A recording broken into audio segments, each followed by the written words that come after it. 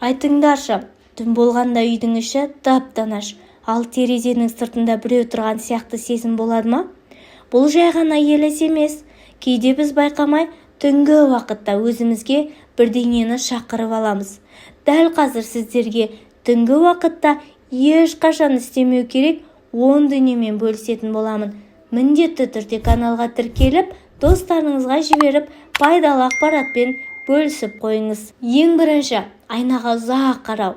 Егер түн ортасында өз бейнеңе ұзақ қарасаң, санаң бейнеңді бұрмалап, бейтаныс жүз көруің мүмкін. Ал кейбір халық нанымында бұл өз көлеңкеңмен байланысу деген сөз. Екінші, өлелер жайлы айту. Сағат түнгі 3 пен 4 арасы өлелер уақыты деп саналады. Сол кезде марқұмдарды еске алып, олардың атын атасаң, рухыңды ести алады дейді. Үшінші, бейтаныс нөмірлерге жауап беру.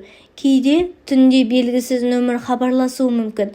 Ал егер сен «Я, мен тыңдап тұрмын» десең, ол дауыс саған бір белгі қалдыруы ықтимал. Төртінші, есікті тексеру. Сағат 3-тен кейін есіктен дыбыс естісең ашпа. Себебі тылсым күш дәл осы уақытта рұқсат сұрап кіреді. Бесіншіден, айна алдында кім барсың деп айту. Бұл қарапайым сөз сияқты. Бірақ кей нанымда кім барсың деп айнаға қарау басқа әлеммен байланыс орнату саналады.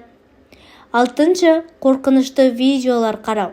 Ми түнде әлсіз болады, ал қорқынышты бейнелер санада қалып, түсіңде тірі кейіпке енуі мүмкін. Жетінші, шаммен ойнау, немесе жалғыз шам жағу. Бір шамның жарығы тылсым энергияны өзіне тартады дейді. Әсіресе шам жыпылықтаса, ол жерде басқа біреу бар деген белгі. Түнгі сағат 3-те музыка тыңдау. Бұл сәт тыныштық уақыты.